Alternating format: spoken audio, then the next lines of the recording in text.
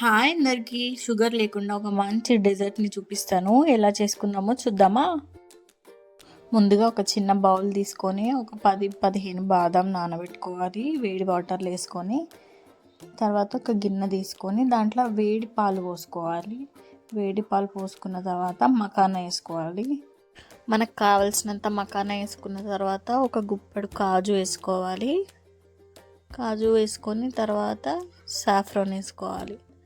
Saffron వేసుకొని మంచిగా mix చేసుకోవాలి. మిక్స్ చేసిన తర్వాత మూత పెట్టి 1-1.5 అవర్ అట్లా సోక్ చేయాలి. తర్వాత అంతా మిక్సీ పట్టుకోవాలి. మంచి పేస్ట్ లాగా అవుతుంది. కన్సిస్టెన్సీ నేను ఎట్లయితే చూపించినో అట్లనే ఉండాలి. ఒక బాదం నానబెట్టుకున్నాం కదా, అది కూడా మిక్స్ చేసుకోవాలి.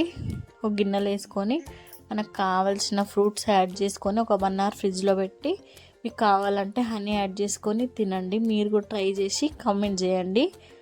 Thank you for watching. Please subscribe to my channel.